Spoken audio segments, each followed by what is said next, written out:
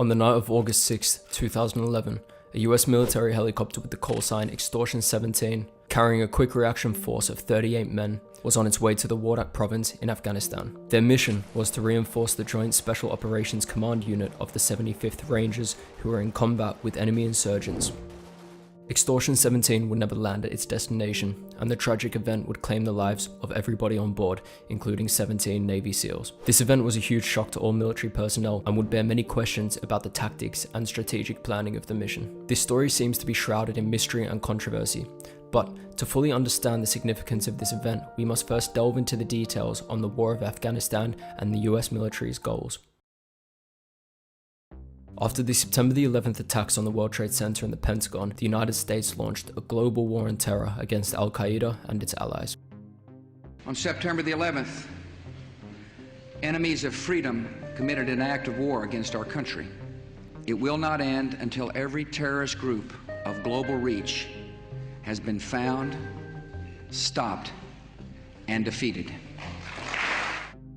In 2002, the US invaded Afghanistan, where Al-Qaeda was based, and toppled the Taliban regime that had been harboring the group. The war on terror also included military operations in Iraq, as well as a wide range of diplomatic, economic, and legal efforts to combat terrorism around the world. The war in Afghanistan had been long and difficult. The US forces had been facing a ruthless and determined enemy. Over the years, American soldiers would fight hard to bring stability to the country. For many years, it seemed like there was no end in sight for this war, and this would become the longest war in modern day history. Now, let's discuss Extortion 17. On the night of August the 5th, 2011, at 22:37 p.m. local time, a group of 47 US Army Rangers were deployed from a forward operating base in the Logar province to the Tangi Valley in Afghanistan to capture or kill a high-ranking Taliban leader known as Qari Tahir. The mission involved 2 transport helicopters and was supported by 2 AH-64 Apache helicopters, an AC-130 gunship, and other intelligence and surveillance aircraft. Whilst the Rangers were approaching the target compound at 11 p.m. local time, intelligence observed a group of people leaving the compound and growing in size. The Rangers would engage in a different group of fighters.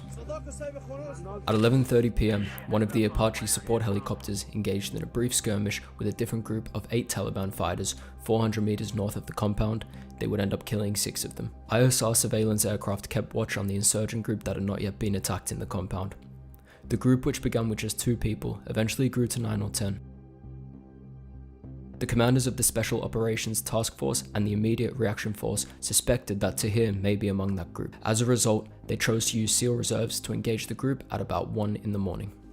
Almost an hour later, the Aviation Brigade commander approved the landing zone for Extortion 17, which would provide the ground for the infiltration of the SEAL team. The landing zone had been examined for a previous mission, but it had not yet been used. The commanders then decided to add more troops to the mission, bringing the team size to 33 people, which included 17 Navy SEALs, members from other US military units, 7 members from the Afghan National Security Forces, and 1 Afghan interpreter. To quickly unload all of the troops at the destination, all of the soldiers were loaded onto 1 CH-47D Chinook helicopter, while the other Chinook helicopter would serve as a decoy. The 2 helicopters left the base at around 2:23 a.m. Whilst the commanders were briefing the crew of Extortion 17, back in the Wardak province, 3 Taliban fighters took up a position in a grove of trees, while the remaining 6 or 7 entered a building about 2 kilometers away from the target compound. Going forward, the 2 AH-64 Apache helicopters would be engaged in tracking these 2 groups of Taliban and hence unable to provide surveillance or fire support to the inbound Chinook which was carrying the SEALs. As Extortion 17 approached the landing zone, the SEALs and other units on board prepared for their mission.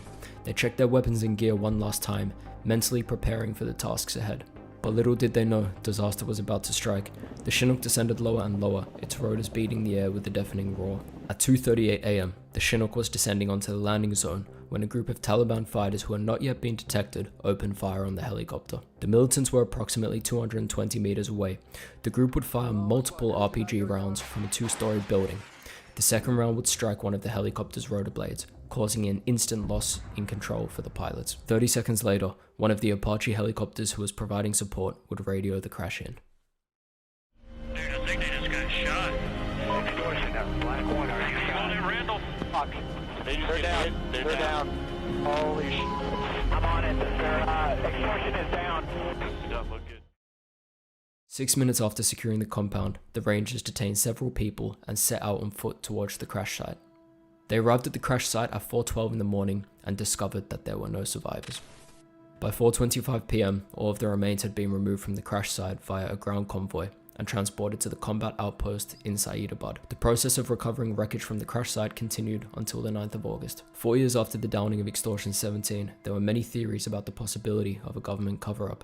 The official statement from US Central Command claimed that a Taliban fighter had fired a rocket-propelled grenade and scored a lucky shot. It was reported that the Taliban fighters had no prior knowledge of the helicopter's flight path and that they had simply been at the right place at the right time. A Department of Defense official claimed that there were no leaks from the Afghans.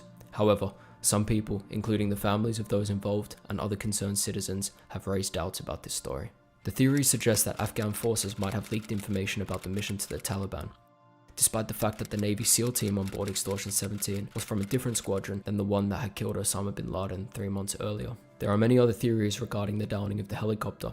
One of them suggests the men aboard Extortion 17 may have fired upon each other whilst the helicopter was in the air, inevitably leading to the crash. Many people have believed that there may be more to the story than what the government has disclosed to the public. Regardless of what happened that night, 38 men were killed in the crash. I want to pay my respects to the victims and the loved ones who have been affected by this tragic event. Thank you for watching this video. If there are any other stories/topics you would like me to cover, make sure to comment below and leave them in the description and I'll be sure to get to them. Peace.